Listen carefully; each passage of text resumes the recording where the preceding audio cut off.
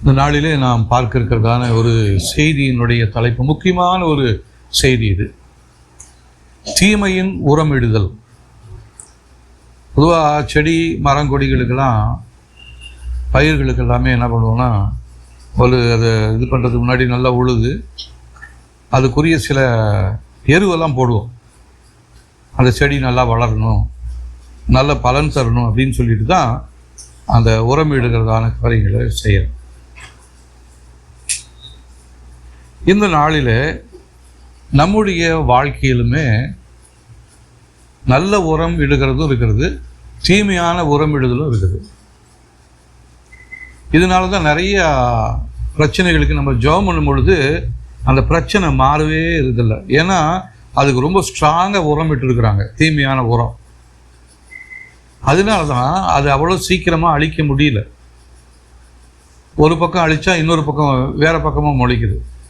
சில இதெல்லாம் பார்த்தீங்கன்னா அந்த பயிர் அழிஞ்சாலும் கொஞ்ச நாள் கழித்து மறுபடியும் அது வரும். அந்த களை செடி பார்த்தீங்கன்னா களை கொல்லிக்கு என்ன தான் அடித்தாலும் மறுபடியும் அது வந்துகிட்டே இருக்குது. ஏன்னா அந்த மண்ணில் அந்த தீமையான ஒரு ஒரு ஒரு ஃபெர்டிலைசர் ஒன்று, ஒரு உரம் ஒன்று இருக்குது. அது என்ன பண்ணுது, அங்கங்கே மறுபடியும் புதுசாக கலைகளை உண்டாக்கி கொண்டே இருக்குது. இதை போலவே நம்முடைய வாழ்க்கையிலுமே நம்ம என்ன தான் ஜெபம் பண்ணாலும், என்ன தான் கட்டுனாலும், வெட்டினாலும், குத்துனாலும், நிறைய பேர் சொல்லுவாங்க, நாங்கள் இன்னும் என்ன தான் ஜெபம் பண்ணுறதுன்னு தெரியல, எல்லா ஜெபமுமே பண்ணிட்டோமே. ஆனால் ஏன் எங்கள் வாழ்க்கையில் இப்படி பிரச்சனை இருக்குது அப்படின்னா, நம்முடைய வாழ்க்கையில் ஒரு தீமையின் ஒரு உரம் ஒன்று பிசாசினாலே நம்முடைய முற்பிதாக்களின் வழியாக போடப்பட்டதாக இருக்கிறது. அது நம்முடைய குடும்பத்துக்குள்ளே போடப்பட்டிருக்கிறது, நம்முடைய சந்ததிக்குள்ளே போடப்பட்டிருக்குது. அதுதான் இப்போ என்ன பண்ணிகிட்டே இருக்குது, நம்ம என்ன தான் கலைகளெல்லாம் பிடுங்கினாலும் மறுபடியும் அது முளைச்சிக்கிட்டே வந்துகிட்டே இருக்குது. இது ஒரு இந்த ஏடிஎம் மிஷின் மாதிரி. இது இரவும் பகலும் என்ன தான் இது பண்ணாலும் அது ஒர்க் பண்ணிக்கிட்டே இருக்கும். அதுக்கு லீவே கிடையாது. ஏடிஎம் மிஷினுக்கு லீவே கிடையாது. எது வரலாம் அப்படின்னா, நரகத்தை ஜனங்களால் கொண்டு போய் நிரப்பணும். அதுக்காக இந்த ஏடிஎம் மிஷின் என்ன பண்ணிட்டு இருக்குது, ஒர்க் ஆகிட்டே இருக்குது. இதை நம்ம மற்றவங்களுக்கு சொன்னோம்னா நம்மளை என்ன பண்ணுவாங்கன்னா, இது ஒரு மூட நம்பிக்கையாக சொல்லுவாங்க, இதெல்லாம் பொய்யுங்க அப்படின்னு சொல்லி. நம்மளுடைய ரியல் வேர்ல்டில் என்ன நடக்குதோ இதுதான் ஆவி மண்டலத்தில் இருக்கிற உலகத்துலேயும் இதே தான் நடந்துகிட்டே இருக்குது. அப்போது அந்த உலகத்தில், அந்த ஆவி மண்டலத்தில் நடக்கிறதான காரியம் அது ஒரு ஏடிஎம் மிஷின் மாதிரி. அது என்ன பண்ணிக்கிட்டே இருக்குது, தீமையான உரங்களை அங்கங்கே போட்டுக்கிட்டே இருக்குது. ஒவ்வொரு குடும்பத்திலையுமே, ஒவ்வொரு பிள்ளைகளுடைய வாழ்க்கையிலுமே, ஒவ்வொரு சந்ததியிலுமே இந்த தீமையான உரங்களை அது போட்டுக்கிட்டே இருக்குது. நல்ல தீமையான செடிகள், கலைகள் எல்லாம் வளரட்டும், வியாதிகள் வளரட்டும், பலவீனங்கள் வளரட்டும், பிரச்சனைகள் வளரட்டும், போராட்டங்கள் வளரட்டும், விபத்துகள் நேரிடட்டும் அப்படின்னு சொல்லி பிசாசு என்ன பண்ணிகிட்டு இருக்கிறான்னா நிறைய உரம் இட்டு கொண்டே இருக்கிறான். இப்போது இதை குறித்து தான் நம்ம வாசிக்கிறோம் பாருங்க. ஏசாயா 43 அதிகாரத்தில்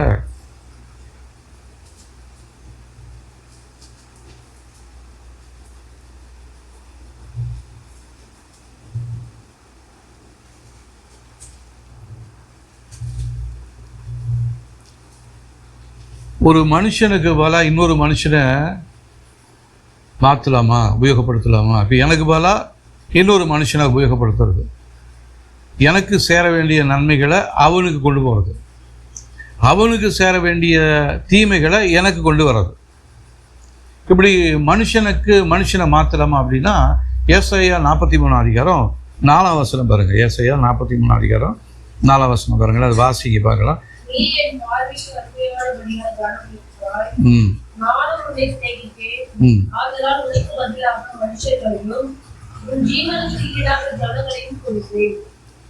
உனக்கு பதிலாக மனுஷரையும் உன் ஜீவனுக்கு ஈடாக ஜனங்களையும் கொடுப்பேன். அப்போ ஒரு மனுஷன் இருக்கிற இடத்துல இன்னொரு மனுஷனை கொண்டு மாற்ற முடியும்.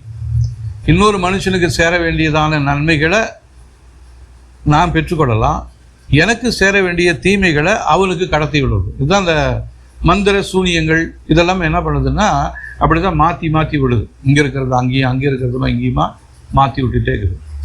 இதனால தான் மனுஷனுக்கு புரிய மாட்டேங்குது. ஏன் நான் நல்லா தானே இருக்கிறேன், அவன் நல்லா இருக்கிறான், எனக்கு மாத்திரம் ஏன் இப்படி இருக்குது அப்படின்னா அவனுக்கு சேர வேண்டியதான தீமை எல்லாத்தையுமே என்கிட்ட கொண்டு வந்துடுறான்.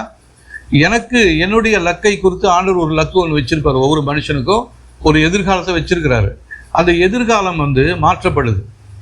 நல்லா படித்து நல்ல ஒரு ஆசீர்வாதமாக செழிப்புள்ளவனாக இருக்கணுன்றதுக்காக தான் கர்த்தர் என்ன உண்டாக்குறாரு.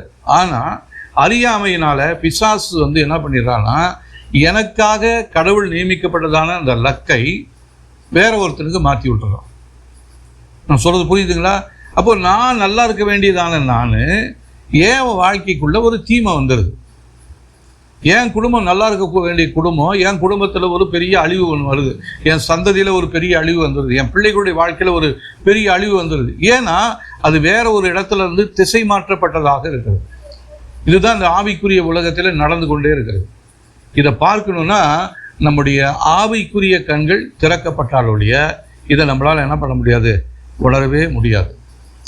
இன்னொரு வசனம் வாசிக்கலாம் பாருங்க. நீதிமொழிகள் 11 அதிகாரம் 8ஆம் வசனம் பாருங்க. நீதிமொழிகள் 11 அதிகாரம் 8ஆம் வசனம்.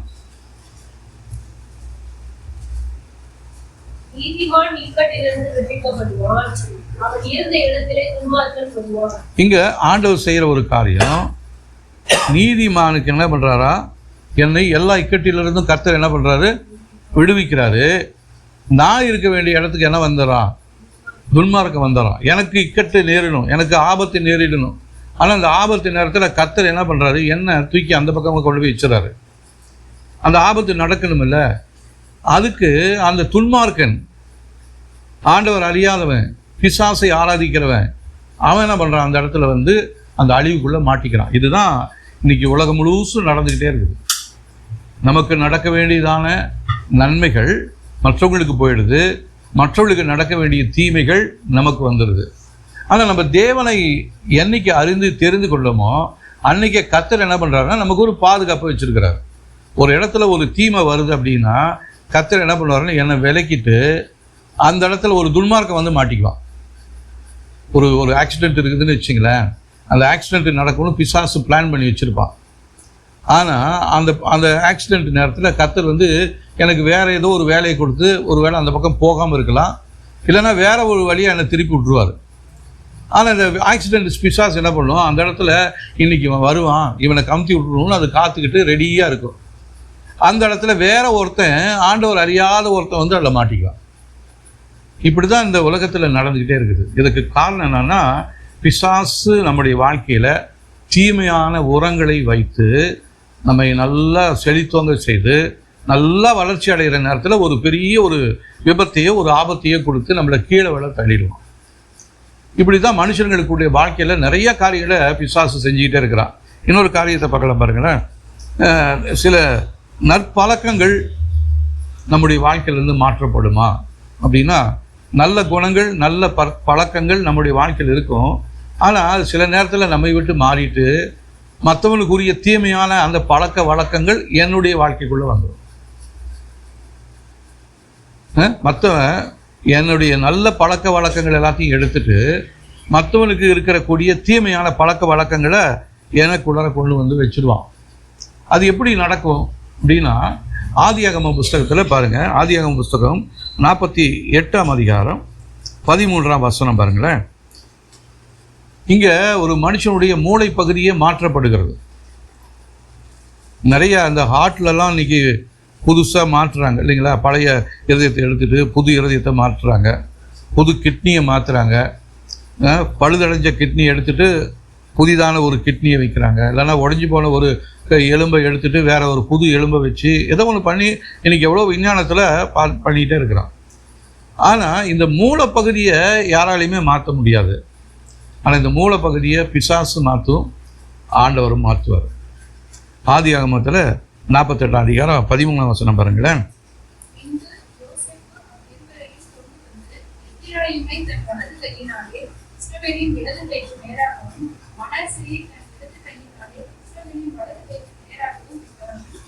யோசேப்பு என்ன பண்ணுறாரு, அவருடைய 2 பிள்ளைங்களையும் அவங்க அப்பா கிட்ட இருந்து ஆசீர்வாதம் வாங்கணுன்றதுக்காக அவருக்கு 2 பசங்க, மனாசே, எப்ராஹிம். இப்போது மூத்தவனுக்கு தான் என்றைக்குமே தகப்பனுடைய ஆசீர்வாதம் வரணும். ஆனால் என்ன பண்ணுறாரு, அவங்க அப்பாவுக்கும் இவங்க யோசேப்புடைய தகப்பனார் அவருடைய என்ன பண்ணார், அந்த ஏசா யாக்கோபு வாழ்க்கையில் அப்படி தான் மாற்றினார் இல்லைங்களா.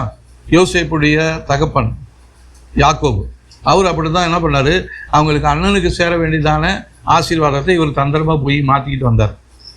அதனால் இவர் என்ன பண்ணுறாரு, நான் என் பசங்களை கரெக்டாக நாங்கள் நடத்தணும், என் பையன் மூத்த பையன் தான் அந்த ஆசீர்வாதத்துக்கு உரியவன் அப்படின்னு சொல்லிட்டு மனாசையை கொண்டு போய் அவருக்கு என்ன பண்ணுறாரு, அவருடைய வலது கைக்கு நேராகவும் எப்ராஹிமை தன்னுடைய இடது கைக்கு நேராகவும் வைக்கிறார்.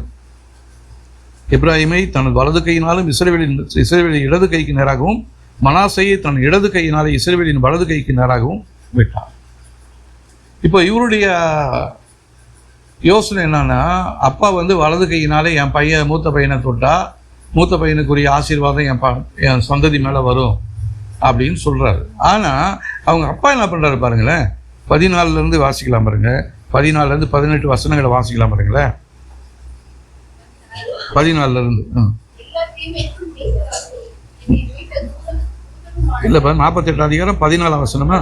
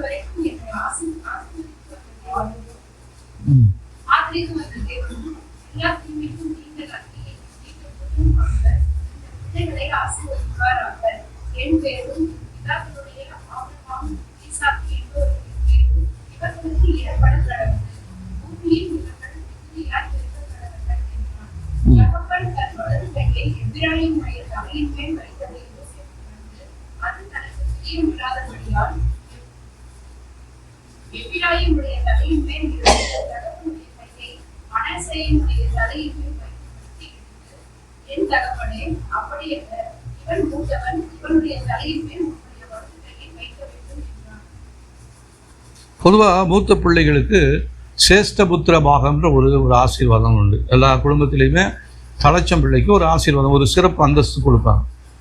ஆனால் இந்த இடத்துல பார்த்தீங்கன்னா கர்த்தருக்கு தெரியுது, கர்த்தர் என்ன பண்ணுறாரு, மாத்துறாரு. அவருடைய தகப்பனுடைய இருதயத்தில் பேசி, நீ என்ன பண்ண, வலது கையை எப்ராஹிமின் தலையின் மேலேயும் இடது கையை மனாசையின் தலையின் மேலேயும் வைகின்றார். இதை அவங்க அப்பா பார்த்துட்டு அவங்க அப்பா கிட்ட சொல்கிறாரு, அப்பா இல்லைப்பா, இவன் தான்ப்பா மூத்தவன், இவன் தலை மேலே தான்ப்பா நீங்கள் உங்கள் வலது கை வைக்கணும், இவன் தலை மேலே தான்ப்பா நீங்கள் உங்கள் இடது கை வைக்கணும் அப்படின்னு சொல்லும் பொழுது அவர் என்ன சொல்கிறாருன்னா அதை மறுக்கிறார். எனக்கு தெரியும் இவனும் ஆசீர்வதிக்கப்படுவான், அவனும் ஆசீர்வதிக்கப்படுவான், ஆனால் அந்த இளையவனை விட மூத்தவனை விட இளையவனுக்கு ஒரு பெரிய ஆசீர்வாதம் உண்டு அப்படின்னு சொல்லி இந்த இடத்துல ஆசீர்வாதத்தையே மாத்துறாரு இல்லைங்களா. அப்போது ஒரு மனிதனுடைய ஆசீர்வாதம் மாற்றப்படுமா அப்படின்னா நிச்சயமாக மாற்றப்படும். அந்த ஆசீர்வதிக்கிறவங்களுடைய இருதயத்துக்கு ஏற்றபடி அவர் என்ன பண்ணலாம், அந்த பிள்ளைய மாற்றலாம். அதே மாதிரி ஏசா யாக்கோபு அவங்களையும் பார்த்தீங்கன்னா, ஏசா தான் சேஷ்டபுத்திர பாகத்துக்கு சொந்தக்காரன். ஆனால் அவன் உரிமையானவனாக இருந்தாலும், யாக்கோபு சின்னவனாக இருந்தாலும், ஏசாவுடைய ஆசீர்வாதத்தை யாக்கோபு பெற்றுக்கொள்கிறார். அவருக்குரிய அந்தஸ்தை, ஏசாவுக்குரிய அந்தஸ்தை யாக்கோபு பெற்றுக்கொள்கிறார். அப்போது கர்த்தரால் ஒரு மனுஷனை ஆசீர்வதிக்க முடியும். ஒரு தீமையில் இருக்கிற ஒருத்தனை அவனுக்கு நன்மைக்குரியவனாக மாற்ற முடியும். நம்மையும் அப்படி தான் தெரிஞ்சு கொண்டு இருக்கிறாரு. பிசாசு நம்மளுக்கு தீமை செய்யணும்னு தான் அவன் தெரிந்து கொண்டான். ஆனால் கர்த்தர் என்ன பண்ணார், நம்ம தலை மேலே கையை வச்சு நம்ம பிறக்கிறதுக்கு முன்னாடியே நம்முடைய கருவில இருந்த நாட்களிலேயே நம்மை கர்த்தர் ஆசீர்வாதத்துக்குரிய பிள்ளைகளாக மாற்றியிருக்கிறார். இதுதான் ஒரு பெரிய ஒரு புரியாத ஒரு புதிராக இருக்கிறது.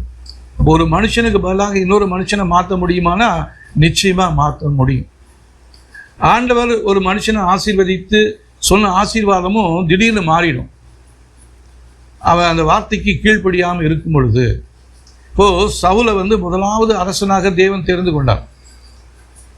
ஆனால் அவன் என்ன பண்ணான், கர்த்தருடைய வார்த்தைகளுக்கு கீழ்ப்படியாமல் போனதுனால அவனுக்கு கொடுத்ததான அந்த ஆசீர்வாதத்தை தாவீதுக்கு கர்த்தர் மாற்றினார். இப்போ கர்த்தராலேயே மாற்ற முடியும். கர்த்தர் சொன்னார்னா சொன்னது தான்.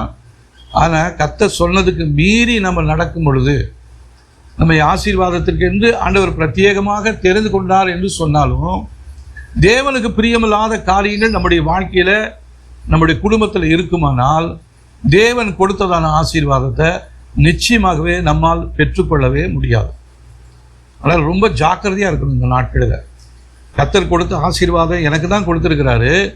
ஆனால் அந்த ஆசீர்வாதம் நான் கர்த்தருக்கு பிரியமானபடி இருக்கிற வரையில் என் மேலே தங்கியிருக்கும். கர்த்தருக்கு பிரியமில்லாத காரியங்கள் என் எல்லைக்குள்ளுக்குள்ளாக, என் குடும்பத்துக்குள்ளாக வரும் பொழுது கர்த்தர் என்ன பண்ணார் தெரியுங்களா? எனக்கு கொடுத்ததான ஆசீர்வாதத்தை வேற ஒருத்தருக்கு தாண்டி போக செஞ்சிடுவார். சவுல் அப்படி தான் தெரிந்து கொண்டார். முதலாவது அரசன், அவனுக்கு எல்லாம் அதிகாரம் கொடுக்கப்பட்டிருந்தது. சில யுத்தங்களெல்லாம் கூட அவன் செஞ்சான். ஆனால் ஒரு இடத்துல அவன் தேவனுடைய வார்த்தைகளுக்கு கீழ்ப்படியாததுனால சவுலுக்கு கொடுத்ததான அந்த ஆசீர்வாதத்தை கர்த்தர் என்ன பண்ணாருன்னா தாவீதுக்கு மாற்றிட்டாரு. அவருடைய இருதயத்துக்கு ஏற்றவனாக தாவீதை பார்த்ததுனால சவுலை அவருடைய இருதயத்துக்கு மாறுபாடாக நடக்கிறவனாக பார்த்ததுனால சவுலுக்கு கொடுத்ததான ஆசீர்வாதத்தை கர்த்தர் என்ன பண்ணாரு? தாவீதுக்கு மாற்றி போட்டுட்டாரு. அப்போ இங்க ஒரு மனுஷனை வேற ஒரு மனுஷனா மாற்ற முடியுமா அப்படின்னா நிச்சயமா மாற்ற முடியும். ஒரு மனுஷனை மிருகமா மாற்றலாமா அப்படின்னா அதுக்கு கூட ஒரு உதாரணத்தை சொல்றேன் பாருங்களேன். தானியேலின் புஸ்தகம் 4ஆம் அதிகாரம் 14 18 வசனம் வரலும் வாசிக்கலாம் பாருங்க. தானியேலின் புஸ்தகம் 4ஆம் அதிகாரம் 14 18.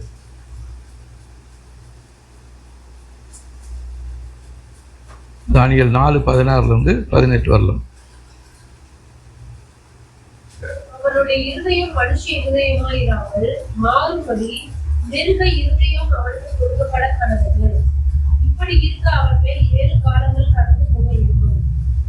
உன்னதமானவர் மனுஷனுடைய ராஜ்யத்தில் ஆளுகை செய்து தமது சித்தமானவனுக்கு அதை கொடுத்து மனுஷரில் தாழ்ந்தவனும் அதன் மேல் அதிகாரியாக நரஜீவன்கள் அதிகமடித்து காவலர்களின் தீர்ப்பினால் இந்த காரியமும் பரிசுத்தவான்களின் மொழியினால் இந்த விசாரணையும் தீர்மானிக்கப்பட்டது என்றார். நேபுகாத்நேச்சார் என்னும் ராஜாவாகிய நான் கட்ட சொப்பனம் இதுவே. இப்போது பெல்சாத்சாரே, நீ இதன் அர்த்தத்தை சொல்லு. என் ராஜ்யத்தில் உள்ள ஞானிகள் எல்லாராலும் இதன் அர்த்தத்தை எனக்கு தெரிவிக்க கூடாமல் போயிற்று. நீயோ இதை தெரிவிக்கத்தக்கவன் தேவர்களுடைய ஆவி உனக்குள் இருக்கிறதே என்றார். இங்க இந்த ராஜா இருக்கிறார் பார்த்தீங்களா? இவர் கொஞ்சம் மேட்டிமையா இருக்கிறாரு, ஒரு பெருமையா இருக்கிறாரு. மகா பாபிலோன், அந்த பாபிலோன் மேல அவர் நடந்துகிட்டே இருக்கிற பொழுது, இது நான் என்னுடைய மேன்மைக்காக கட்டி உண்டாக்கினதான மகா பாபிலோன் அல்லவா அப்படின்னு அவர் நினைக்கும் பொழுதே அவர் கீழே தள்ளி விடுறாரு. மிருகமாக மாறிடுறாரு. ராஜாவாக இருந்ததான அவர் மிருகமாக மாறி புல்லை தின்றார். ஒரு குறிப்பிட்ட காலத்துக்கு அந்த தண்டனை அவர் மேல் வருகிறது. அப்போ கர்த்தர் நினைச்சார்னா ஒரு மனுஷனை மிருகமாக மாறத்துக்கும் கர்த்தர் என்ன பண்ணுவார்? இடம் கொடுப்பார்.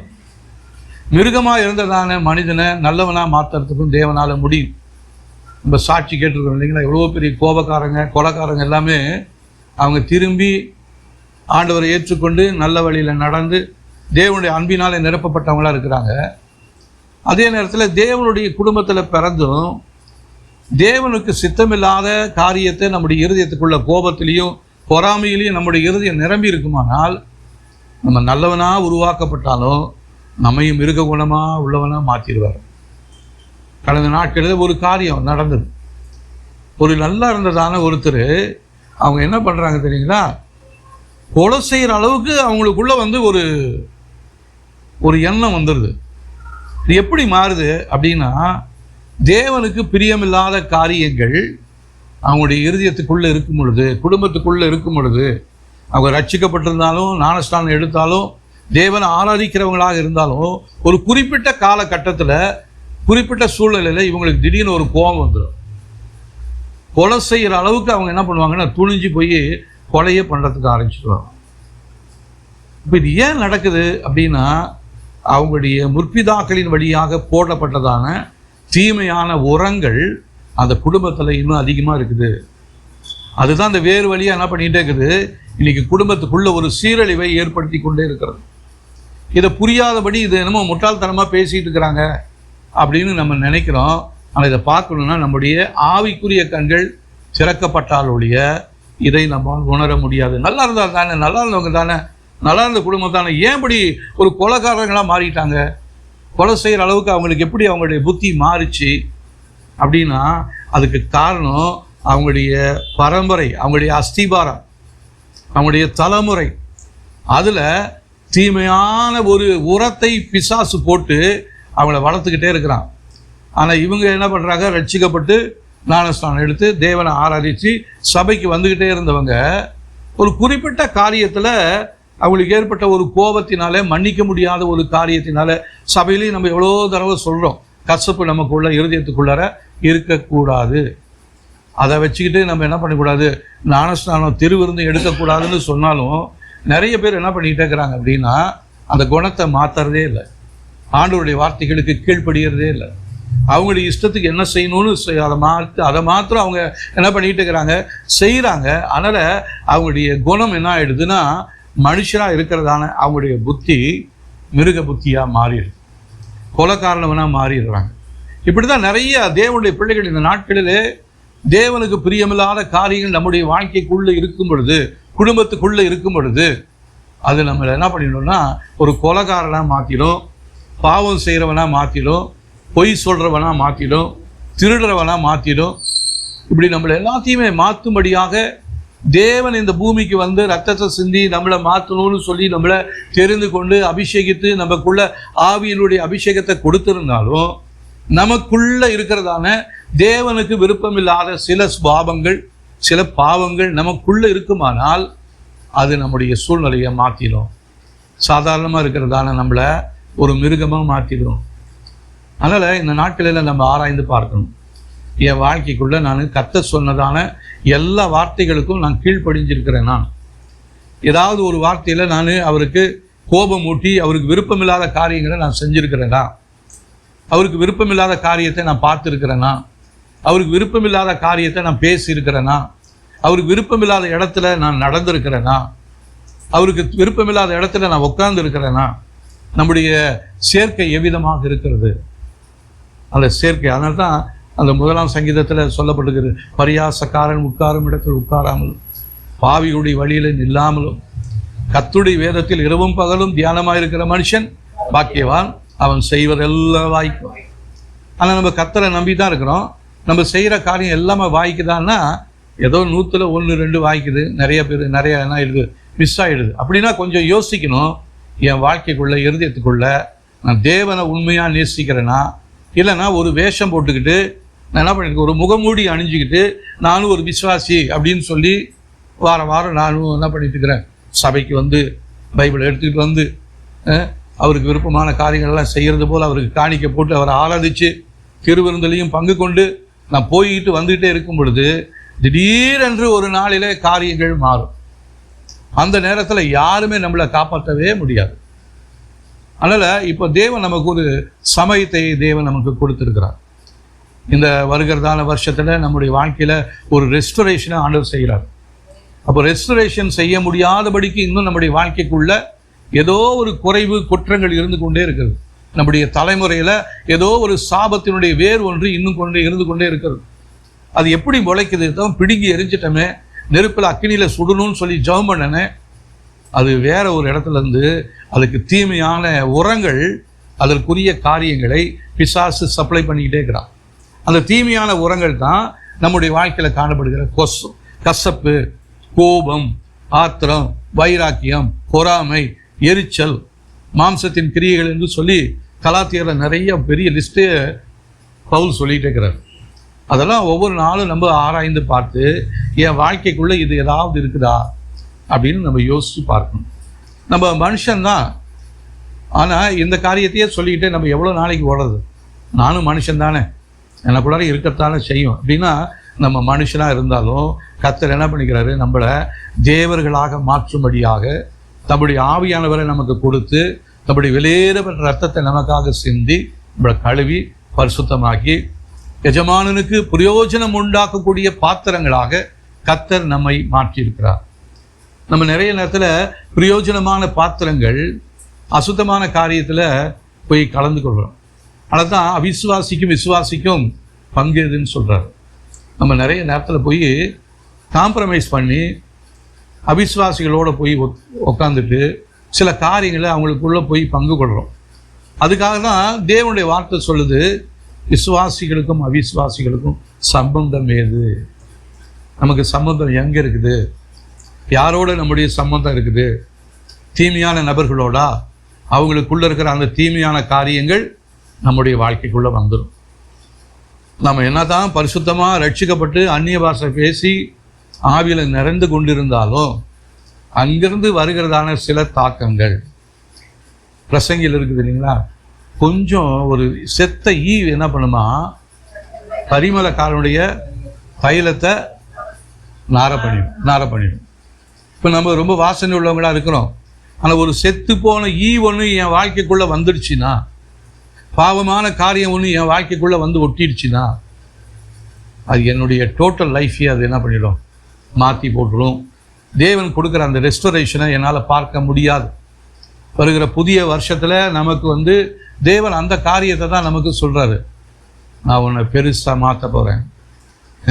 நான் சொன்னதான அந்த அந்த அந்த அதிகாரத்தை வாசித்து பார்த்தீங்கன்னா, அந்த ஏசாயா 54 அதிகாரத்தை அதை நீங்கள் கண்டிப்பாக வாசிக்கணும்.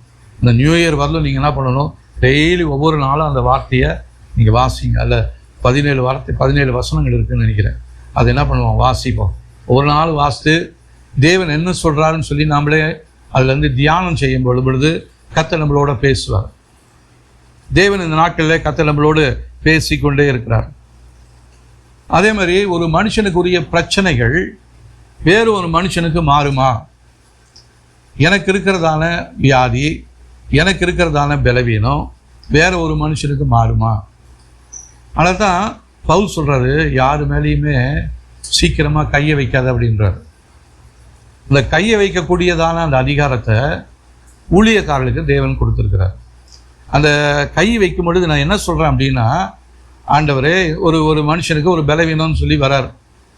அவருக்காக நான் ஜெபம் பண்ணும் பொழுது நான் என்ன சொல்வேன்னா, ஆண்டவரே இந்த மனுஷன் செஞ்சதான எல்லா பாவங்களையும் நீக்கி அவருக்கு விடுதலை தரணும். இந்த மனுஷன் இருக்கிற இடத்துக்கு நான் வந்துடுறேன், இவனுக்காக நான் இப்போ ஜெபம் பண்ணுறேன், நீங்கள் இவனுக்கு விடுதலையை தாங்க அப்படின்னு சொல்லி ஜெபம் பண்ணுறேன். நிறைய பேர் துணிஞ்சு இந்த காரியத்தை செய்கிறாங்க. ஸ்கேவான்னு சொல்லி ஒரு ஆசாரியனுடைய புத்திரர்கள் அவங்க என்ன பண்ணுறாங்க, பவுல் பிசாசு துரத்துறாரு. அதை பார்த்துட்டு இவரும் போய் என்ன சொல்கிறாருன்னா, பவுல் துரத்துகிறதான இயேசுவின் நாமத்தினாலே இவங்களை விட்டு வெளியே போ அப்படின்னு ஒன்று அந்த பேய் சொல்லுது, எனக்கு இயேசுவையும் தெரியும் பவுலையும் தெரியும், நீ யாருன்னு சொல்லி அவங்க மேலே விழுந்து பீறி போட்டுருது. இப்போது இந்த மாதிரி காரியங்களை நம்ம ரொம்ப ஜாக்கிரதையாக இருக்கணும். அப்போது ஊழியக்காரர்கள் நாமளும் நம்ம ஒவ்வொரு நாளும் நம்முடைய வாழ்க்கையை நம்ம சரி பண்ணிக்கிட்டே இருக்கணும். சரி பண்ணாமல் நம்ம போய் மற்றவங்க மேலே கையை வச்சு ஜெபம் பண்ணால் எனக்குள்ளே இருக்கிறதான பாவமான காரியம் நான் ஜெபம் பண்ணுற மனிதனுக்குள்ளே போயிடும். அவனுக்குள்ளே இருக்கிறதான தீமையான காரியங்கள் எனக்குள்ளே வந்துடும். இது ஒரு பெரிய ஒரு பண்டமாற்று வியாபாரமாக இருக்கும் அந்த ஜெபம் பண்ணுற நேரத்தில். அதனால் ஊழியம் என்பது தேவன் நம்மை அழைத்திருக்கிறார். ஊழியம் யாருமே தெரிந்து கொள்ளலை. தேவன் நம்மை ஆர்வனை போல விசேஷித்த வல்லவர்களாய் கர்த்தர் நம்மை தெரிந்து கொண்டிருக்கிறார். அதனால் ஊழியக்காரர்களாகிய நாமும் அதிகமாக ஜாக்கிரதையாக நம்முடைய பேச்சிலும் நடக்கையிலும் ஒவ்வொரு காரியத்திலும் நம்ம ஜாக்கிரதை உள்ளவர்களாக இருக்கும் பொழுது கர்த்தர் நம்மை ஆசீர்வதிப்பார். அப்போ இன்னொரு மனுஷனுக்கு இருந்ததான பிரச்சனை எனக்குள்ளே வந்துச்சா அப்படின்னா பாருங்களேன், 2 ராஜாக்கள் 5 அதிகாரம் 27ஆம் வசனம் பாருங்களேன். இங்கே ஒரு மனுஷன் அவர் குஷ்டரோகத்தினால் இருக்கிறார். அவர் தீர்க்கதரிசி கிட்ட ஜெபம் பண்ணணும்னு வராரு. தீர்க்கதரிசி அவர்கிட்ட சொல்கிறாரு, அவர் நினைக்கிறாரு அந்த தீர்க்கதரிசி என் மேலே கையை வச்சு எனக்கு ஜெபம் பண்ணுவான். ஆனால் அவர் என்ன சொல்கிறாரு, தீர்க்கதரிசி வீட்டுக்குள்ளே இருந்துக்கிட்ட அவரை போய் யோர்தானில் ஒரு 7 தடவை முங்க சொல்ல அப்படின்றார். உடனே இந்த மனுஷன், என் ஊரில் இருக்கிற நதியெல்லாம் எவ்வளோ பரிசுத்தம் தூய்மையானது, அதை விட அந்த யோர்தான் இது எவ்வளோ அசுத்தம் உள்ளது, இதில் போய் நான் முங்கணுமா அப்படின்ட்டு அவர் கோபமாக புறப்படும் பொழுது அவர் கூட வர ஒருத்தர் சொல்கிறாரு, ஐயா அந்த மனுஷன் ஒருவேளை ஒரு கடினமான காரியத்தை சொல்லியிருந்தா நீங்கள் செஞ்சுருப்பீங்க. போய் அந்த யோர்தானில் 7 தடவை முங்க சொல்கிறாருல, முங்குங்களேன் அப்படின்னோடனே அதே மாதிரி அந்த வார்த்தை கேட்டுட்டு நாகமான் போய் அந்த யோர்தானில் 7 தடவை முங்கி 7ஆவது தடவை முங்கி எழும் பொழுது அவருடைய சரீரம் ஒரு சிறு குழந்தையினுடைய மாம்சத்தை போல மாறிடுது. அவருக்குள்ள இருந்ததான குஷ்டரோகம் மாறிடுது. அதுக்கப்புறம் அவர் மறுபடியும் தீர்க்கதரிசி தேடி வந்து, ஐயா அந்த காணிக்கையெல்லாம் கொஞ்சம் கொடுக்குறேன் நீங்கள் வச்சுக்கணும்னா, தீர்க்கதரிசி சொல்கிறாரு, எனக்கு அந்த காணிக்கையெல்லாம் வேணாம், நீ எடுத்துகிட்டு போ அப்படின்றார். இவர் இப்படி போகும் பொழுது அந்த தீர்க்கதரிசியுடைய வேலைக்காரன் இருக்கிறான் பாருங்க, கேயாசி, இவனை நினைக்கிறான் நம்முடைய எஜமானனுக்கு கொஞ்சம் கூட மூளையே இல்லை. அவன் ஒரு அரசனுக்கு பிஏவாக இருக்கிறான். அவன் கொண்டாந்ததான காணிக்க கொஞ்சம் நஞ்சமாக இருக்காது. நான் என்ன பண்ண போகிறேன், அவனுக்கு பின்னாடியே ஓடி போய் அதை வாங்கிக்குவேன்னு சொல்லிட்டு இவன் வேகமாக அவருக்கு பின்னாடி போகிறான். அவர் போகும்பொழுது அவர் பார்க்குறாரு, என்னடா வேலைக்காரன் வரானே அப்படின்ட்டு நிறுத்திட்டு, ஏன்பா அப்படின்னா இவன் சொல்கிறான், இப்போ தான் தீர்க்கதரிசியினுடைய புத்திரர்கள் கொஞ்சம் பேர் எங்கள் எஜமானனை பார்க்கணுன்னு வந்திருக்கிறாங்க. அதனால் எங்கள் எஜமானன் என்கிட்ட என்ன சொன்னாருன்னா, வேகமாக போய் அந்த நாகமானுக்கிட்ட அவன் கொண்டு வந்ததான பொருளெல்லாம் கொஞ்சம் வாங்கிட்டு வான்னு சொல்லி என்னை அனுப்பிச்சி விட்டாரியா அப்படின்னோடனே உடனே அவன் சொல்கிறான், நான் உனக்கு நான் கொண்டு வந்த எல்லாத்தையும் கொடுக்குறேன்னு சொல்லி அவன் வேலைக்காரன் தோல் மேலே அதை எல்லாத்தையும் தூக்கி வச்சு என்னை எடுத்துகிட்டு போன்றான். இப்போது அந்த கேஎஸ் என்ன பண்ணுறாரு, வேகமாக எடுத்துகிட்டு வந்து அதை கொண்டு போனால் தீர்க்கதரிசிக்கு தெரிஞ்சிடும்ல. அதனால் வீட்டில் ஒரு ஓரத்தில் மூலையில் வச்சுட்டு இவர் ஒன்றும் தெரியாத நாட்டில் போகிறார். இப்போ தீர்க்கதரிசி பார்த்து கேட்குறாரு, கேஎஸ் எங்கே போனா, எங்கேருந்து வந்த அப்படின்னு. நான் எங்கேயும் போல, எங்கே தான் இருந்தேன் அப்படின்றார். உடனே தீர்க்கதரிசி சொல்கிறார், நீ அந்த மனுஷனுக்கு பின்னாடி போனீங்க, உன்னோட நான் பேசலையா, அவன் மனசாட்சியில் பேசலையா? அதனால் அவனுக்கு இருந்ததான அந்த குஷ்டரோகம் இருக்குதுல்ல, அது உன்னையும் உன் தலைமுறையும் அப்படியே பிடிக்கும் அப்படின்னு சொன்னோடனே சொன்ன அந்த நிமிஷத்துலேயே கேயாசிக்கு அந்த அந்த நாகமான் மேலே இருந்ததான குஷ்டரோகம் கேயாசிக்கு வந்துடுது. அப்போது இன்னொருத்தனுக்கு மேலே இருந்ததான வியாதியை சாபத்தை மாற்றுவதற்கு பிசாசாலும் முடியும், ஆண்டவராலையும் முடியும். அப்போது நம்ம தேவனுக்கு பிரியமானவர்களாக இருந்தால் பிசாசுக்கு நம்ம மேலே எந்த விதமான அதிகாரமும் கிடையாது. அதால் எதுவுமே செய்ய முடியாது. நம்மளை அழிக்கணும்னு எவ்வளோ ட்ரை பண்ணிக்கிட்டே இருந்தான். ஆனால் ஒவ்வொரு அழிவில் இருந்தும் கர்த்தர் நம்மை பாதுகாத்து வந்திருக்கிறார். எத்தனையோ ஆபத்துகள் விபத்துகள்லாம் இருந்துச்சு. அந்த விபத்துகளில் இருந்தெல்லாம் கர்த்தர் என்னை பாதுகாத்தார். ஒரு தடவை 5 ரோட்டில் ஒரு ஆக்சிடெண்ட்டில் ஆகும் பொழுது பயங்கரமாக அந்த வண்டி வந்து என் வண்டி மேலே இடிச்சிருச்சு. இடித்து அந்த ஸ்டேரிங்லாம் அப்படியே பிச்சுக்கிட்டு வருது. இன்னும் கொஞ்சம் தான் அப்படியே வந்து என் செஸ்ட்டை போட்டு அப்படியே அமுத்திடும். ஆனால் அது ஒரு குறிப்பிட்ட டிஸ்டன்ஸ் வந்தோடனே அப்படியே நின்றுக்குச்சு. அப்படியே அந்த எதிர்த்தாப்பில் இருந்த வண்டிக்காரன் வேகமாக ஓடியாந்து, அவர் உயிரோடு இருக்கிறார பாருங்க அப்படிலாம். நான் ஒன்றுமே இல்லாமல் உதறி விட்டுட்டு நான் வெளியே வந்தேன். அப்படி அந்த நேரத்தில் யார், தேவ தூதர்கள் தான் நம்மளுக்கு பாதுகாப்பை கொடுக்குறாங்க. தேவனுடைய கிருபை நம்ம மேலே இருந்துச்சு தான் நம்மளால் தப்பிக்க முடியும். இப்போ எத்தனையோ விபத்துகள்லேருந்து ஆபத்துகள்லேருந்து கர்த்தர் நம்மை பாதுகாத்து வந்திருக்கிறார். இல்லைன்னா நமக்கு நேரிட வேண்டியதான, மற்றவங்களுக்கு நேரிட வேண்டியதான ஆபத்துகளிலே நாமளே போய் சிக்கிக்கொள்வோம். நமக்கு நடக்க வேண்டிய நன்மைகள் வேற ஒருத்தனுக்கு மாறி போயிடும். சவுலுக்கு இருந்ததான அந்த அந்தஸ்து தாவீது கையில் போயிடுச்சு. இப்போது இந்த இடம் மாற்றங்கள் என்பது நம்மளுடைய வேர் பகுதியிலிருந்து எதை வச்சு நம்ம வளர்ந்துக்கிட்டே இருக்கிறோம். தேவனுடைய வசனத்தினால நம்ம வளர்ந்தோம்னா தேவ ஆசீர்வாதத்தை நம்ம பெற்றுக்கொள்ளலாம். பிசாசுடைய காரியங்கள் நம்முடைய வாழ்க்கையில் இருக்கும் பொழுது அதுவும் நம்மளை முளைக்க செய்யும். சில நேரத்தில் பார்த்தீங்கன்னா நல்ல கனி கொடுக்குற மரத்தை விட கனி கொடாத மரம் தான் நல்ல செலுன்னு வளர்ந்துக்கிட்டே இருக்கும். அதில் போய் பார்த்தா ஒரு கனியுமே இருக்காது. அப்போது இந்த நல்ல வளர்கிறதான காரியத்தை கொடுத்து நம்ம ஆச்சரியப்படவே வேண்டாம்.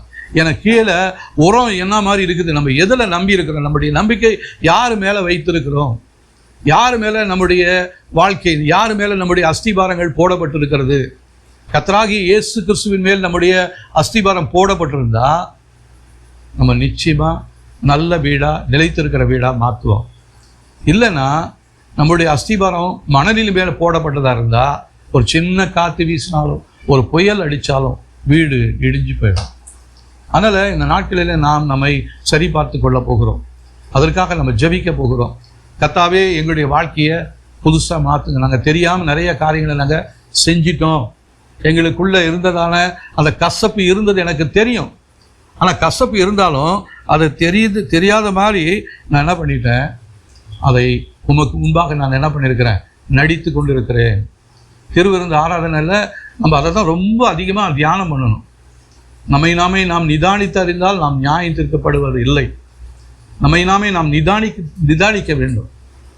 கர்த்தர் அதற்கு இரக்கமாக இந்த காலத்தை நமக்கு கொடுத்திருக்கிறார். இல்லைன்னா பாருங்க, இன்னொரு இடத்துல ஒரு சிலருடைய அசதியான வாழ்க்கையினாலே அது மற்றவர்களுக்கு மாற்றப்படுகிறது. ஏசாயா 65 அதிகாரம் 21, 22 வசனங்களை வாசிக்கலாம் பாருங்க. ஏசாயா 65 அதிகாரம்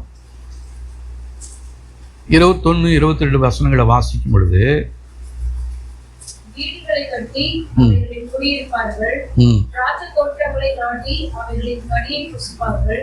அவர்கள் கட்டுகிறதும் வேறொருவர் குடியிருக்கிறதும், அவர்கள் நாட்டுகிறதும் வேறொருவர் கனி புசிக்கிறதுமாய் இருக்கவில்லை. ஏனெனில் திருச்சத்தின் நாட்களைப் போல என் ஜனத்தின் நாட்கள் இருக்கும். நான் தெரிந்து கொண்டவர்கள் தங்கள் கைகளின் கிரியைகளை நெடுநாளாய் அனுபவிப்பார்கள். ஆமாம், சிலர் நல்லா செலவு பண்ணி வீடு கட்டுவாங்க, ஆனால் அதில் போய் அவங்களால குடியிருக்கவே முடியாது. அப்படி உங்களுக்கு தெரிஞ்சவங்க இருக்காங்களா? நிறைய பேர் அப்படி இருக்காங்க. நல்லா செழிப்பாக கட்டுவாங்க, நல்ல செடி நல்ல கனி கொடுக்கும், ஆனால் கனி அவங்களால சாப்பிடவே முடியாது. வேற ஒருத்தன் போகிறவன் அதை பிச்சுக்கிட்டு போவான், வேற ஒருத்தன் சாதாரணமாக இருக்கிறவன் இவன் கட்டின வீட்டுக்குள்ளே போய் குடியிருப்பான். இது ஒரு சாபம். இந்த சாபம் ஏன் வருது அப்படின்னா, வேர் பகுதியில் வைத்திருக்கிறதான அந்த உரம் இருக்குது பார்த்தீங்களா, தீமையான உரத்தின் மூலமாக வளர்ந்ததான குடும்பம், தீமையின் உரத்தினாலே கட்டப்பட்டதான வீடு, நாட்டப்பட்டதான மரம், இது எல்லாமே அவங்க நாட்டுவாங்க, அவங்க விதைப்பாங்க. ஆனால் வேற ஒருத்தன் அந்த கனியை புசிப்பான். அவன் வீட்டை கட்டுவான், ஆனால் வேற ஒருத்தன் அதில் இருப்பான். இப்படிப்பட்டதான காரியங்கள் மாற்றக்கூடியதான காரியங்களாக இருக்கிறது. அதனால் நம்ம ரொம்ப ஜாக்கிரதையாக இருக்கணும். இதுவரையிலும் நம்முடைய வாழ்க்கையில் இப்படி இருந்திருக்கலாம், நம்ம ஒரு நல்ல தொழில் செய்யலான்னு நம்ம யோசிச்சுக்கிட்டே இருந்திருப்போம், தொழில் நல்லா நடக்கும். ஆனால் முடிவில் பார்த்தீங்கன்னா அது ஆசீர்வாதத்தை கூட்டி கழித்து பார்த்தா நமக்கு இருக்கவே இருக்காது. எவனோ ஒருத்தன் அதை அனுபவித்து போய்கிட்டே இருப்பான். இல்லைன்னா நம்முடைய ஆசீர்வாதம் எங்கே போகுதுன்னே தெரியாமல் போய்கிட்டே இருக்கும். போட்ட பையில் போட்ட காசு மாதிரி அது எங்கேயோ போய்கிட்டே இருக்கும். அப்படி இருக்கவே கூடாது. ஒருவேளை நம்முடைய வாழ்க்கையில் இந்த நாட்களில் அப்படியேப்பட்டதான தீமையான காரியங்கள் நம்முடைய வாழ்க்கையில் இருக்குமானால் நாம் நம்மை நாமே ஆராய்ந்து பார்க்க வேண்டும். அப்போ நான் யார் மேலே என்னுடைய நம்பிக்கையை வச்சிருக்கிறேன், யாருடைய அஸ்திபாரத்தில் நான் கட்டியிருக்கிறேன், என் வீடு எதன் மேலே கட்டப்பட்டிருக்கிறது, என்னுடைய நம்பிக்கை யார் மேலே வைத்திருக்கிறேன், என் வாழ்க்கையில் காணப்படுகிற தீமையான காரியங்கள் என்ன, என் இருதயத்தில் காணப்படுகிறதான எல்லா அசுத்த காரியங்களும் இயேசுவின் நாமத்தினாலே என்னுடைய இருதயத்தை விட்டு குடும்பத்தை விட்டு வெளியேறுவதாக அப்படின்னு நம்ம சொல்லலைன்னா, எத்தனை காலமாக இருந்தாலும் நம்முடைய வாழ்க்கையில் இருக்கிற பிரச்சனை ஒரு நாளும் மாறவே மாறாது. இயேசு கிறிஸ்துவை குறித்து சொல்லும் பொழுது, இயேசு கிறிஸ்து நேற்றும் இன்றும் என்றும் மாறாதவரை நாம் ஆராதித்து கொண்டு நம்முடைய வாழ்க்கைக்குள்ள மாற்றத்தோடு இருக்கிற அநேக காரியங்கள் இருக்குமானால் அது அந்த வசனம் பொய்யா போயிடுமே. இயேசு கிறிஸ்து மாறாதவர், இயேசு மாறாதவர் நான் சொல்லிட்டு என் வாழ்க்கைக்குள்ள மாறுகிறதான சில காரியங்கள் இருக்குமானால் நான் இயேசுவுக்காக பொய் பேசுகிறவனாக இருப்பேன். என்னுடைய ஊழியம் பொய்யான ஒரு ஊழியமாக மாறிவிடும். அதனால் மற்றவர்களுக்கு போதிக்கிறதான நான் விக்கிரக கோயிலை கொள்ளையிடலாமா அப்படின்னு இருக்குது ஒரு வசனம். பொய் சொல்லக்கூடாதுன்னு சொல்கிறதான நான் தேவனுக்காக பொய் சொல்லலாமா, ஊழியத்துக்காக பொய் சொல்லலாமா? நம்ம திடசாட்சியாக நிற்கணும். உயிரே போனாலும் சரி, என் ஜீவனே போனாலும் சரி, நான் ஆண்டவருக்காக உண்மையுள்ளவனாக இருப்பேன்னு சொல்லி இந்த நாட்களிலே நாம் ஒரு தீர்மானம் எடுக்க வேண்டியது மிகவும் அவசியமான ஒரு காரியமாக இருக்கிறது. சரி, இப்போது ஒரு மனுஷனுடைய வாழ்க்கையில் இந்த தீமையான உரம் இருக்குதா அப்படின்னா அதுக்கு சில காரியங்களை நான் சொல்கிறேன் பாருங்க. அந்த மனிதனுடைய தலைமையிடம் சரியான முறையில் இருக்காது. அந்த மனுஷனுடைய நம்பிக்கையில் ஒரு நிலையான ஒரு நம்பிக்கையே இருக்காது. ஒரு நிமிஷம் இன்னொன்று சொல்லுவான், அடுத்த நிமிஷம் வேற ஒன்று சொல்லுவான், இப்படியே மாறி மாறி போய்கிட்டே இருப்பான்.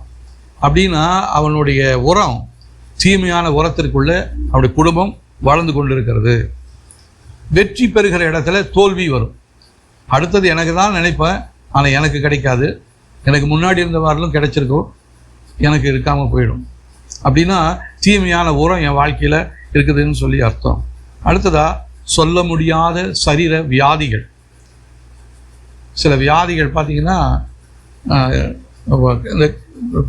அது ஒரு மரணத்தை உண்டாக்கக்கூடிய வியாதிகளாக இருக்கும்.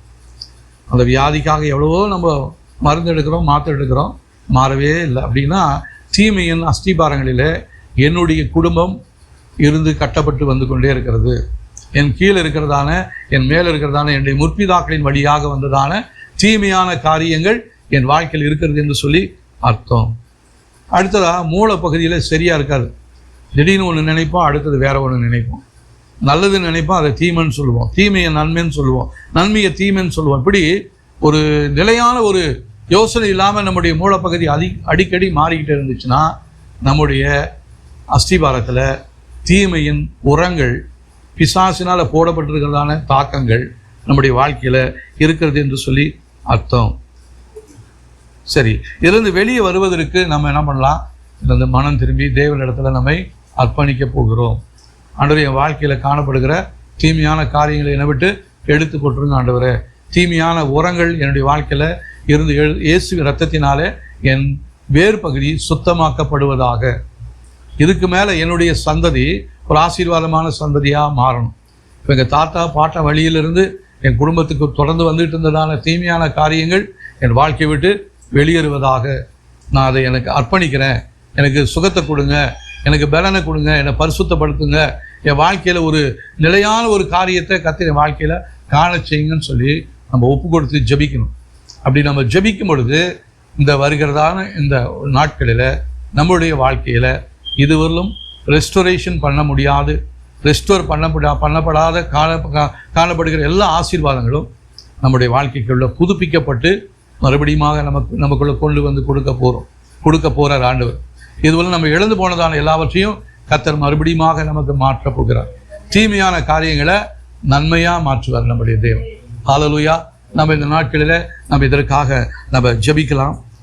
ஹல்லேலூயா, ஸ்தோத்திரம். நம்முடைய வாழ்க்கைக்குள்ள எதிர்காலத்தில் கர்த்தர் ஒரு ரெஸ்டரேஷனை செய்வேன் என்று சொல்லியிருக்கிறார். ஒரு மாற்றத்தை உண்டு பண்ணுவேன் என்று சொல்லியிருக்கிறார். இழந்து போன எல்லாவற்றையும் நம்ம மறுபடியும் பெற்றுக்கொள்ளும்படியாக, ரெஸ்டோர் பண்ணும்படியாக கர்த்தர் இந்த நாட்களை நம்முடைய வாழ்க்கையில் ஈவாக கொடுத்திருக்கிறார். ஹல்லேலூயா. கடந்த நாட்களில் ஏற்பட்ட அந்த பலவீனங்கள், அந்த குறைகள், குற்றங்கள் அதையே நம்ம நினைச்சுக்கிட்டு இருக்காம இயேசு கிறிஸ்துவின் ரத்தத்தினாலே நம்முடைய பாவங்களை கழுவும்படியாய் தேவ சமூகத்தில் அறிக்கை செய்வோம். இயேசு கிறிஸ்துவின் ரத்தம் சகல பாவங்களை நீக்கி நம்மை சுத்திகரிக்க வல்லமையுள்ளதாக இருக்கிறது, உண்மையுள்ளதாக இருக்கிறது. அவருடைய ரத்தத்தின் வல்லமையினாலே ஆண்டவரே, என்னுடைய ஆவி ஆத்துமா சரீரத்தை, என்னுடைய குடும்பத்தை, என்னுடைய சந்ததியை நீங்கள் கழுவும்படியாக நாங்கள் ஒப்பு கொடுத்து ஜெபிக்கிறோம் ஆண்டவரே. ஹல்லேலூயா. கர்த்தாவே, ஸ்தோத்திரம் ஆண்டவரே. எங்களுக்கு எதிராக செயல்படுகிற எல்லா விதமான மந்திர சூனிய காரியங்கள் இயேசுவின் நாமத்தினாலே எங்களுடைய எல்லைகளை விட்டு வெளியேறும்படியாய் சொல்லி ஜெபிக்கிறோம் ஆண்டவரே. ஹல்லேலூயா. நாங்கள் எந்த விதத்திலும் எங்களுடைய எதிராளிகளிடத்தில் உதவியை கேட்டு செல்ல போவதில்லை ஆண்டவரே. எங்களுக்கு உதவி ஒரு கண்மலையை நோக்கி நாங்கள் பார்க்கிறோம். எதிராளிகள்கிட்ட போய் நாங்கள் பிச்சை எடுக்க போறதில்லை ஆண்டவரே. நீங்க தான் எங்களை ஆசீர்வதிக்கிறதான தேவன். உண்மை மாத்திரமே நாங்கள் நோக்கி பார்க்கிறோம் ஆண்டவரே. எங்களுடைய வாழ்க்கைக்கு எதிராக செயல்படுகிற எல்லா பார்வோன்களும் செங்கடலிலே அமிழ்ந்து போவார்களாக. எங்களை பின்தொடர்ந்து வருகிற பார்வோனின் வல்லமைகள் இயேசுவின் நாமத்தினாலே செங்கடலிலே கீழே விழுந்து அழிந்து போகும்படியாக சொல்லி ஜெபிக்கிறோம் ஆண்டவரே. எங்களுக்கு எதிராக செயல்படுகிறவர்களோடு ஆவியானவரை நீங்களே யுத்தத்தை செய்யும்படியாக சொல்லி ஜெபிக்கிறோம். எதிரிகளின் பாளையத்தில் குழப்பம் உண்டாவதாக. எங்களுக்கு எதிராக கூடியிருக்கிறதான திரளான கூட்டத்தார் வெட்கப்பட்டு போவார்களாக. எங்களுடைய தலையை உயர்த்துகிற தேவன் நீர் எங்களோடு இருக்கும் பொழுது நாங்கள் இனி ஒரு நாளும் தலை கவிழ்ந்து போவது இல்லை ஆண்டவரே. நாங்கள் இதுவரையிலும் எங்களுடைய மறைந்திருந்த எங்களுடைய வாழ்க்கையில காணப்பட்ட பாவங்கள் ஆண்டவரே, அதுதான் எங்களை தலை குனிய செய்து கொண்டிருந்தது. இந்த நாளிலே நாங்கள் அதை அறிக்கை செய்கிறோம். எங்களை தலை நிமிர்ந்து நடக்க செய்க நீங்க போதுமானவராய் இருப்பதற்காக ஸ்தோத்திரம் ஆண்டவரே. எங்களுடைய தகப்பன் வீட்டு வழியாக செயல்படுகிற தீமையின் பலிபீடங்கள் இயேசுவின் நாமத்தினால உடைக்கப்படுவதாக. அதன் மீது செலுத்தப்பட்டிருக்கிற எல்லா விதமான தீமையான பொருத்தனைகளும் பலிகளும் இரத்த பலிகளும் இயேசுவின் நாமத்தினாலே நீங்கபடியாய் சொல்லி ஜெபிக்கிறோம் ஆண்டவரே. ஹல்லேலூயா. எங்களுடைய முன்னேற்றத்துக்கு எதிராக பின்னுக்கு இழுக்கும்படியாய் செயல்படுகிற எல்லா தீமையின் சக்திகளும் இயேசுவின் நாமத்தினாலே அழிந்து போகும்படியாய் சொல்லி ஜெபிக்கிறோம். எங்களுடைய வாழ்க்கைக்கு எதிராக எழுதப்பட்டிருக்கிறதான அனைத்து தீமையான எழுத்துக்களும் இயேசுவின் நாமத்தினாலே எரிந்து போவதாக. ஹல்லேலூயா. எங்களுடைய நற்காரியங்களுக்காக எல்லா விதமான திட்டங்களும் அதினதின் காலத்திலே சரியாய் நடக்கும்படியாய் சொல்லி ஜெபிக்கிறோம் ஆண்டவரே. ஹல்லேலூயா. எங்களுடைய மேன்மையை சிறைப்பிடித்து வைத்திருக்கிற அனைத்து தீமையின் சிறைகளும் இயேசுவின் நாமத்தினாலே எரிந்து போவதாக. எங்களை அடைத்து வைத்திருக்கிறதான சிறை கதவுகள் திறக்கப்படுவதாக. எங்களை கட்டி வைத்திருக்கிற சங்கிலிகள் இயேசுவின் நாமத்தினாலே அருந்து அதிலிருந்து நாங்கள் விடுதலையை பெற்றுக்கொள்ளும்படியாய் கர்த்தர் எங்களுக்கு உதவி செய்யும்படியாக சொல்லி ஜெபிக்கிறோம். நாங்கள் சிறைப்பிடிக்கப்பட்டது நியாயத்தின்படி தான் பிடிக்கப்பட்டோம். ஆனாலும் நியாயத்தின்படி சிறைப்பிடிக்கப்பட்டவர்களையும் விடுதலையாக்கக்கூடிய உம்முடைய வல்லமை இந்த நாளிலே எங்களுடைய வாழ்க்கையிலே செயல்படும்படியாய் சொல்லி ஜெபிக்கிறோம் ஆண்டவரே. ஹல்லேலூயா. நன்றியோடு நாங்கள் உம்மை துதிக்கிறோம். ஹல்லேலூயா. ஸ்தோத்திரம் ஆண்டவரே. எங்களுடைய வாழ்க்கையிலே எங்களுடைய இலக்கை வீணடிக்கும் அனைத்து தீமையான சக்திகளும் இயேசுவின் நாமத்தினாலே அழிந்து போவதாக. எங்களுடைய இலக்குக்கு எதிராக அதனை மாற்றும்படியாய் செயல்படுகிற அனைத்து தீமையான சக்திகளும் இயேசுவின் நாமத்தினாலே அழிந்து போகும்படியாய் சொல்லி ஜெபிக்கிறோம் ஆண்டவரே. கர்த்தாவே, மட்டுமாய் நீர் எங்களோடு இருந்தீங்க. அங்கே கேட்ட வார்த்தையின்படியாய் எங்களுடைய வாழ்க்கையில காணப்படுகிறதான அந்த தீமையான உரங்கள் இயேசுவின் நாமத்தினாலே மாற்றப்பட்டு இயேசுவின் ரத்தத்தினாலே கழுவப்பட்டு ஆண்டவரே, நீரே உம்முடைய ரத்தமே எங்களுடைய உரமா இருக்கட்டும். எங்களுடைய நம்பிக்கை நீங்களாக மாறட்டும் ஆண்டவரே. எங்களுடைய கர்த்தாவே அஸ்திபாரம் நீங்களா மாறுங்க ஆண்டவரே.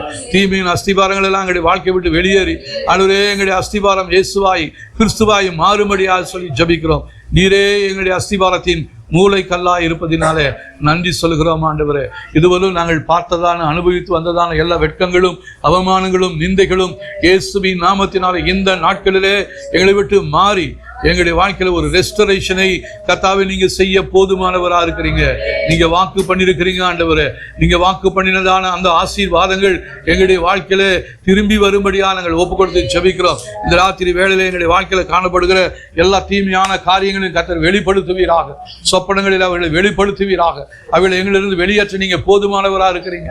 உங்களுடைய வல்லமை இந்த வேளையில எங்களுடைய வாழ்க்கையில செயல்பட்டு ஆண்டவரே, நன்மைக்குரிய எல்லா திட்டங்களும் எங்களுடைய வாழ்க்கையில நடக்கட்டும். எங்களுக்கு எதிராக பிசாசினால் வெட்டி வைக்கப்பட்டிருக்கிற சவ குழிகள் இயேசுவின் நாமத்தினாலே மூடப்படுவதாக. எங்களுக்கு எதிராக செய்யப்பட்டிருக்கிற சவ பெட்டிகள் பரிசுத்தாவினுடைய அக்கினியாலே எரிந்து சாம்பலாய் போகும்படியாக சொல்லி ஜெபிக்கிறோம். பரலோகத்தில் நீர் எங்களுக்காக வைத்திருக்கிற எல்லா திட்டங்களும் எங்களுடைய வாழ்க்கையில நடக்கட்டும் ஆண்டவரே. எங்களுக்கு எதிராக எதிராளிகளால் போட்டிருக்கிற திட்டங்கள் எதுவும் எங்களுடைய வாழ்க்கையில நடக்கக்கூடாது ஆண்டவரே. இயேசுவின் நாமத்தினால் அவைகளெல்லாம் கேன்சல் பண்றோம் ஆண்டவரே. பரிசுத்தாவினுடைய முழு ஆளுகைக்குள்ளாய் எங்களை ஒப்புக் கொடுக்கிறோம். இந்த குடும்பத்தாருக்காக ஜெபிக்கிறேன். ஹல்லேலூயா. சகோதரர் ஐயனார் அவர்களுக்காக, கலாம் அவர்களுக்காக ஜெபிக்கிறேன். அவருடைய குடும்பத்தின் வழியாய் தலைமுறை வழியாய் தொடர்ந்து வருகிற தீமையின் வல்லமைகள், தீமையின் உரங்கள் இயேசுவின் நாமத்தினாலே எரிந்து சாம்பலாய் போகும்படியாக சொல்லி ஜெபிக்கிறோம் ஆண்டவரே. திவ்யா ராஜா குடும்பத்துக்காக ஜெபிக்கிறோம். காரணியாக்காக, கனிஷ்காவுக்காக, கவினுக்காக ஜெபிக்கிறோம். பிள்ளைகளுடைய வாழ்க்கையில நீங்க செய்து வைத்துக்கிற எல்லா நன்மைகளும் அப்படி வந்து சேரட்டும் ஆண்டவரே. இவளுக்கு எதிராக பிசாசினால் உருவாக்கப்பட்டிருக்கிற எந்த ஆயுதமும் வாய்க்காமல் போகும்படியாக சொல்லி ஜெபிக்கிறோம். ஹல்லேலூயா. கர்த்தாவே, நீரே இந்த குடும்பத்தை பராமரிக்கிறவரும் பாதுகாக்கிறவருமாய் இருப்பதற்காக ஸ்தோத்திரம். உங்களுடைய பரிசுத்த பிரசன்னத்துக்குள்ளாக இந்த குடும்பத்தை நாங்கள் அர்ப்பணிக்கிறோம் ஆண்டவரே. கர்த்தர் எல்லா தீமைகளுக்கு விலக்கி பாதுகாத்துக் கொள்ளுங்க. ஒரு சுவடைகளை தாழ்த்துகிறோம். இங்க இருக்கிற எங்கள் ஒவ்வொருவரையும் உடைய கரத்துல தாழ்த்துகிறோம். எங்கள் ஒவ்வொரு குடும்பத்தையும் உடைய கரத்துல கொடுக்கிறோம். எங்களுடைய சபை மக்களையும் உடைய கரத்துல ஒப்புக் கொடுக்கிறோம் ஆண்டவரே. இந்த வருகிற வாரத்துல திருவிருந்த ஆராதனை நாங்கள் பங்கு கொள்ள போகிறோம். நாங்கள் சோதித்து ஆராய்ந்து பார்த்து எங்களுடைய வாழ்க்கையில காணப்படுகிற எல்லா தீமைகளையும் எங்களை விட்டு வெளியேற்றி ஆவியானவர் நீர் எங்களை முழுவதுமாக நிரப்பும்படியாய் ஒப்புக் கொடுத்து ஜெபிக்கிறோம் ஆண்டவரே. இதன் மூலமாய் வருகிற எல்லா மகிமையும் இயேசு ராஜா ஒருவருக்கே நாங்கள் செலுத்துகிறோம். இயேசுவின் நாமத்தில் ஜெபிக்கிறோம் நல்ல பிதாவே. ஆமென்.